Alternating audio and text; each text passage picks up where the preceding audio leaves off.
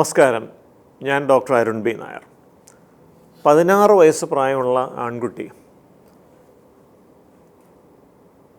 സ്കൂളിൽ വിട്ട് വീട്ടിലെത്തിക്കഴിഞ്ഞാൽ ഉടനെ മുറിക്കുള്ളിലേക്ക് കയറും. വീട്ടുകാരോട് ആരോടും സംസാരിക്കുന്നില്ല. ചായ കൊണ്ട് കൊടുത്താൽ പോലും കുടിക്കാൻ കൂട്ടാക്കുന്നില്ല. രാത്രിയിൽ ഭക്ഷണം കഴിക്കാൻ വിളിച്ചാൽ പറയും, അതവിടെ അടച്ചു വെച്ചേക്ക്, എനിക്ക് വേണ്ടുമ്പോൾ കഴിച്ചോളാം. വീട്ടുകാർ ഭക്ഷണം എടുത്ത് വെച്ചിട്ട് അവർ ഉറങ്ങാൻ പോകും. ഇദ്ദേഹം രാത്രി വളരെ വൈകി ചില ദിവസങ്ങളിൽ പുറത്തിറങ്ങി വന്ന് ഭക്ഷണം കഴിക്കും. പല ദിവസങ്ങളിലും ഭക്ഷണം കഴിക്കാറു പോലുമില്ല. ഓൺലൈൻ ഗെയിമുകൾ കളിക്കുക എന്നുള്ളതാണ് ഇദ്ദേഹത്തിൻ്റെ ഇഷ്ടവിനോദം. അത് ഒരു 4:30 വീട്ടിലെത്തിക്കഴിഞ്ഞാൽ തന്നെ മുറിക്കുള്ളിൽ കയറി ഈ ഗെയിം കളിക്കാൻ തുടങ്ങും. അത് പലപ്പോഴും രാവിലെ 3 മണി 4 മണി വരെ അത് തുടരും. അത് കഴിഞ്ഞിട്ട് കുറച്ച് നേരം കിടന്നുറങ്ങും. രാവിലെ 7:30 ആകുമ്പോഴേക്കും സ്കൂൾ ബസ് എത്തും. അപ്പോൾ അതിനു മുമ്പേ ഒരു 7 മണിക്ക് എഴുന്നേറ്റ് അദ്ദേഹം പെട്ടെന്ന് റെഡിയായി രാവിലെ ബ്രേക്ക്ഫാസ്റ്റ് പോലും കഴിക്കാതെ സ്കൂൾ ബസ്സിൽ കയറി പോകുക എന്നുള്ളതാണ്. സ്കൂളിൽ എത്തിക്കഴിഞ്ഞാലും മറ്റു കുട്ടികളുമായിട്ട് വലിയ ആശയവിനിമയമൊന്നുമില്ല. ടീച്ചർമാരോട് വളരെ മിനിമമായിട്ട് സംസാരിക്കും. എന്തെങ്കിലും ചോദിച്ചാൽ മറുപടി പറയും. ക്ലാസ്സിലൊക്കെ ഇരിക്കാറുണ്ട്. കൂട്ടുകാർ എന്തെങ്കിലും കാര്യങ്ങൾക്ക് വിളിച്ചാലോ കളിക്കാൻ വിളിച്ചാലോ ഒന്നും പോവാറില്ല. അദ്ദേഹം വളരെ തിരക്കിലാണ്. സ്കൂൾ കഴിഞ്ഞാൽ ഉടനെ നേരെ ഓടി വീട്ടിലേക്ക് വരിക എന്നുള്ളതാണ്. ഈ ഒരു അവസ്ഥയ്ക്ക് നമ്മൾ ബിഹേവിയറൽ അഡിക്ഷൻ എന്ന് പറയാറുണ്ട്. സ്വഭാവ സംബന്ധമായ അടിമത്തം എന്ന് പറയും. നമ്മൾ ലഹരി അടിമത്തം പോലെ ഒരു പ്രധാനപ്പെട്ട അവസ്ഥയാണ് ഈ സ്വഭാവ സംബന്ധമായ അടിമത്തം. ലഹരി അടിമത്തത്തിൽ ഒരു ലഹരി വസ്തു അല്ലെങ്കിൽ ഒരു കെമിക്കൽ ശരീരത്തിനുള്ളിലേക്ക് ചെന്ന് അത് ശരീരത്തിൽ ചില മാറ്റങ്ങളൊക്കെ ഉണ്ടാക്കി അതുമൂലം അതില്ലാതെ ജീവിക്കാൻ പറ്റാത്തൊരവസ്ഥയിലേക്ക് മനുഷ്യൻ എത്തിച്ചേരുകയാണെങ്കിൽ ഈ ബിഹേവിയറൽ അഡിക്ഷനിൽ സ്വഭാവ സംബന്ധമായ അടിമത്തത്തിൽ ഒരു പ്രവൃത്തി ചെയ്യുന്നു. ആ പ്രവൃത്തി ചെയ്യുന്നതിലൂടെ വല്ലാത്ത ആനന്ദം ലഭിക്കുന്നു. അതേ അളവിലുള്ള ആനന്ദം വീണ്ടും കിട്ടാൻ വീണ്ടും വീണ്ടും ആവർത്തിച്ച് അതേ പ്രവൃത്തി ചെയ്ത് ഒടുവിൽ ആ പ്രവൃത്തി ചെയ്താൽ മാത്രമേ സന്തോഷം കിട്ടൂ. മറ്റൊരു കാര്യവും സന്തോഷം പകരുന്നില്ല എന്നൊരവസ്ഥയിലേക്ക് ആൾ എത്തിച്ചേരുകയാണ്.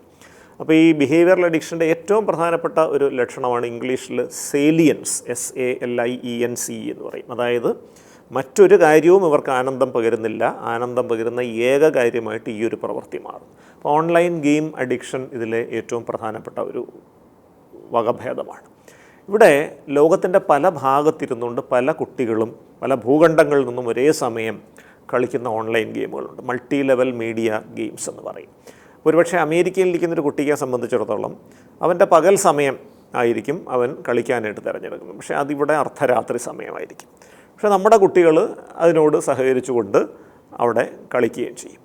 അപ്പോൾ പലപ്പോഴും വിദേശ രാജ്യങ്ങളിൽ ഒരു നിശ്ചിത സമയമൊക്കെ മാതാപിതാക്കൾ നിശ്ചയിച്ച് കൊടുക്കാറുണ്ട്. 1 മണിക്കൂർ അല്ലെങ്കിൽ 2 മണിക്കൂർ പരമാവധി. അത് കഴിഞ്ഞാൽ ഗെയിം കളിക്കാൻ പറ്റില്ല എന്നുള്ളത്.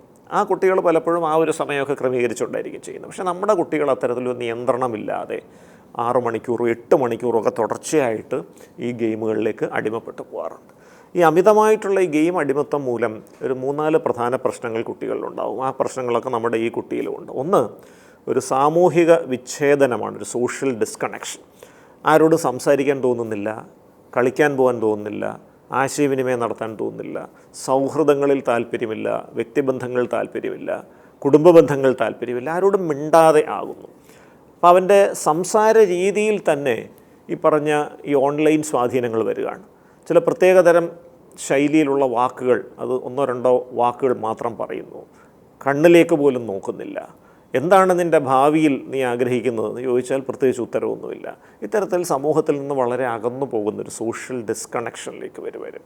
രണ്ടാമത്തെ പ്രധാനപ്പെട്ട പ്രശ്നം ഇവരുടെ ഉറക്കം കുറഞ്ഞു പോകുന്നതാണ്. രാത്രിയിൽ വളരെ വൈകി മാത്രം ഇവർ ഉറങ്ങുന്നത് മൂലം ശരിക്കും ഒരു 7 മണിക്കൂറെങ്കിലും തുടർച്ചയായ ഉറക്കം ഈ പ്രായത്തിൽ കിട്ടേണ്ടതാണ്. പക്ഷേ 3 മണിക്കൂർ 3.5 മണിക്കൂർ ഒക്കെയാണ് ഇവർക്ക് ഒരു ദിവസം ഉറക്കം കിട്ടുമ്പോൾ. ഇതുമൂലം പകൽ സമയത്ത് പഠിക്കുന്നതും അറിയുന്നതുമായ കാര്യങ്ങൾ തലച്ചോറിൽ അടുക്കി വെക്കാൻ പറ്റുന്നില്ല. അത് ഓർമ്മക്കുറവിലേക്ക് നയിക്കുന്നു. അത് പരീക്ഷയ്ക്ക് മാർക്ക് കുറയുകയും ഒരു അക്കാദമികമായ പിന്നോക്കാവസ്ഥ വരുന്നൊരു സാഹചര്യത്തിലേക്ക് നയിക്കുന്നു. മാത്രമല്ല, ആവശ്യത്തിന് ഉറക്കം കിട്ടാതെ വരുമ്പോൾ അത് സ്വഭാവത്തിലും പ്രതിഫലിക്കുന്നു.